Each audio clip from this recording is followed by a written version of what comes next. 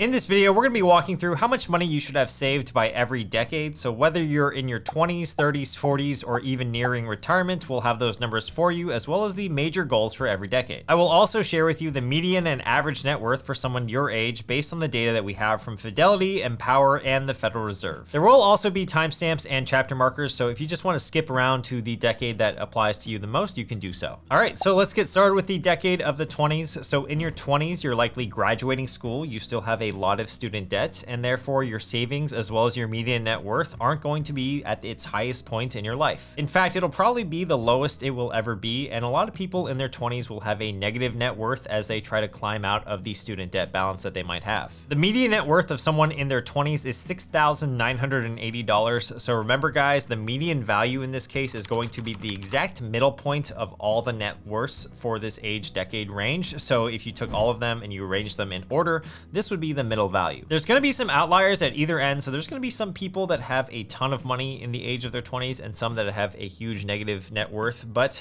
the idea is that half the population will have less than the median and half the population will have more than the median. And when it comes to figuring out what your net worth should be by age, I think we should stick to the median because that's a better representation than what the average net worth is, because the average net worth is going to be heavily influenced by those with really high net worths at the top of the spectrum. As you can see, the average net worth is $99,272 for someone in their 20s according to Empower, and that's really high when you compare it to the median and probably unrealistic. In terms of savings, the target number that you should have saved by the end of your 20s, so when you hit the age of 30, is 1x your salary for retirement. Fidelity recommends this number in order to stay on track for retirement by the age of 67. So let's say at the age of 29 or 30, you're making $75,000 a year. That means you should have at least $75,000 saved in all of your accounts. So that includes your retirement accounts, your brokerage accounts, and also your savings accounts. If you are looking to retire earlier than the age of 67, then you want to check out my video on the channel. I have an exact dedicated video on how to figure that out because the math will change considerably. In terms of goals to hit in your 20s, I think there are 4 big ones. So the first one is going to be no consumer debt. And this is one that I harp on a lot, but if you have any high interest rate debt or credit card debt, you want to kill that off immediately. And the reason is simple. It really slows down your wealth compounding. So anytime you do have that, you want to get rid of it as quickly as possible. But I think student loans are still okay to have, especially in your 20s, because it's usually a large balance and the interest rate is a lot lower. The second goal to hit in your 20s is to understand your spending. So by knowing how much money is coming in versus going out on any given month, you're going to be ahead of most of the people in their 20s because you're going to have more of a picture of your finances than other people. The third goal is to have a plan to make more income eventually, especially in your 30s and your 40s. Now in your 20s, it's not imperative that you are raking it in, but I think it is important that you are experimenting with a lot of different things. If you're able to find a role, a skill, or a career that you particularly enjoy, then by the time you're in your 30s and your 40s and you've honed in on that skill, you could be making a lot more money then on. And finally, the last goal in your 20s is to start investing, and good investing starts with a good solid financial foundation. So make sure you have at least an emergency fund stocked with 3 to 6 months of living expenses. After you have that filled up, I'd probably start looking at investing through tax advantaged accounts like your 401k, your IRA, or the Roth IRA. In my opinion, if you're in your decade of the 20s and you have no debt as well as some savings, then you're going to be ahead of most people at this age bracket.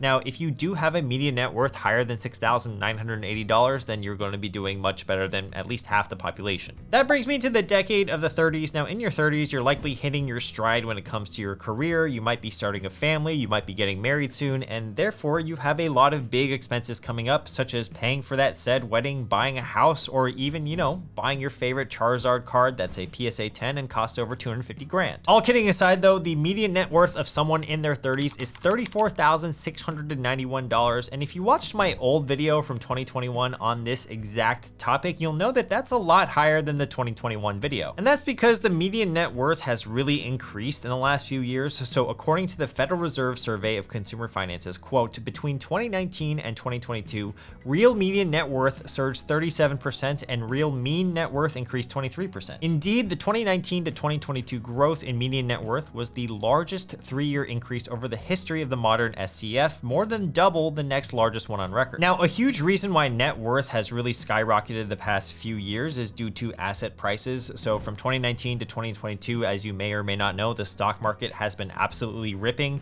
as well as the fact that home prices these days are 25% higher than they used to be back in 2019. We also have more dollars circulating in the economy due to all the money that was printed during the pandemic, and so therefore we have more dollars chasing the same amount of goods, aka inflation, so asset prices are going up. It's important to note that if you don't have the median net worth of $34,691 or you're still in debt in your 30s, it's not time to panic. In your 30s, it's still early enough where that if you start taking actionable steps today to crush that debt or to start saving more, that you could be well beyond the median net worth as well as the average savings rate for most people by the time you're 65. The goal of today's video is to show you how most people are doing in the United States, and if you aren't there financially just yet, I'm glad you found this video, and we are going to teach you those steps in order to get you there and beyond in this video and in future videos on this channel. So the amount that you should have saved by the end of your 30s, aka when you hit the age of 40, is going to be 3x your salary saved for retirement. Now, according to the Bureau of Labor Statistics, the average annual income of someone by the age of 40 in the United States is $62,000. That means by the age of 40, you should have 3 times that saved in retirement accounts, taxable brokerage accounts, savings accounts, etc. So 3 times $62,000 is $186,000. By doing so and using a retirement calculator from NerdWallet here, we can assume with investments that you should be able to get to $2.11 million by the time you're the age of 67, which is pretty darn good. In my opinion, I think there are a few goals in your 30s that you should be really hitting. Number 1, you should be systematically saving and investing 15 to 20% of your gross income. And if you're able to do this, then the math really just shows you how powerful this is. Let's say you could only save 5% of a $60,000 salary, so $3,000 a year into the S&P 500.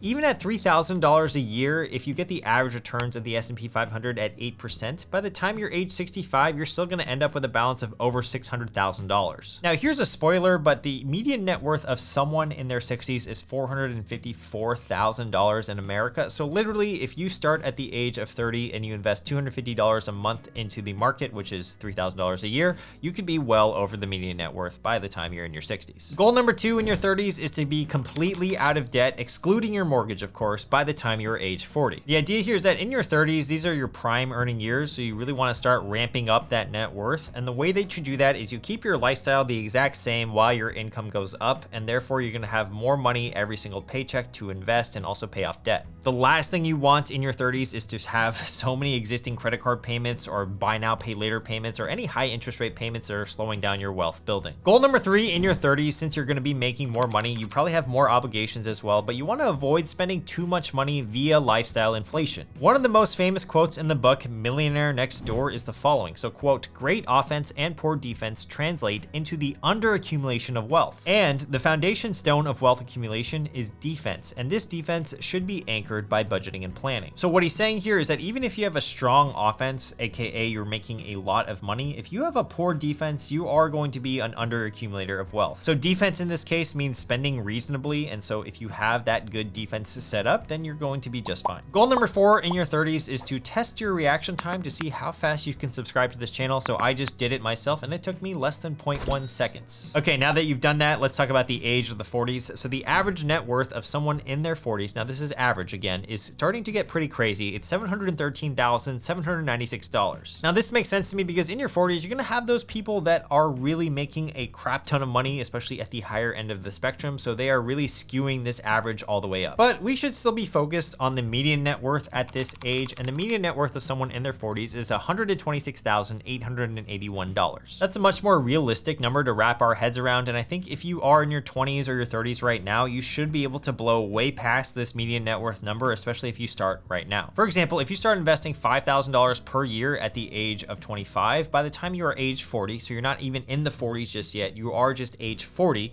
your investment will be $162,000, which is more than the median net worth. Fidelity recommends that in your 40s, before you hit the age of 50, you should have at least 6 times your salary saved for retirement. Now, 6x your salary saved for retirement is double that of what the previous requirement was at the end of your 30s. And so you can see that as we move up in age, your savings targets will also move up and up and up. In your 40s, I think there should be a few goals that you should be targeting. So the first one is that you should have your retirement number in mind. You're probably more than 2 decades away from retirement at this point, but the idea is still that you should be able to figure out how much you need to live off in your retirement and then therefore work backwards to figure out what retirement number you need to get to by the time you are age 65 or 67. A good rule of thumb is that you want to try to live off of 3 to 4% of your investable assets every single year in retirement. So I always always like to use the $1 million benchmark here as an example. So if you have $1 million invested and you withdraw 4% per year, that means you're able to withdraw $40,000 per year in retirement. The idea here is that 4% or $40,000 per year is a reasonable amount to withdraw because your investments are hopefully gaining you at least 8 to 10% on average every single year. So that means you're at least earning more than you are actually spending. Goal number 2 in your 40s is to have all of your big expenses accounted for. So if that means paying off your house or saving for a college fund, you should know exactly what those big expenses are, and you should have a plan and priorities for all of those. Goal number 3 in your 40s, at this point, I think you should have all of your financial bases under control as well. So that means you should have an excellent credit score, an estate plan if you think you need it, $0 in debt except maybe a mortgage, and a plan for the next 20 years moving forward. All right, let's talk about the age of the 50s now. So when you're in your 50s, the average and median net worths really start to get crazy. The median net worth of someone who is in their 50s is $292,085. The amount that experts think that you should have saved by the time you are age 60, so the end of your 50s, is 8x your salary saved for retirement. So if you know you've been making $60,000 a year for your entire life, for example, if you hit the age of 60, then you want to have 8x saved, so that's $480,000. Personally, I think that's a healthy number to aspire to, and 8x your salary saved by the time you are in your 60s is going to be a somewhat reasonable number.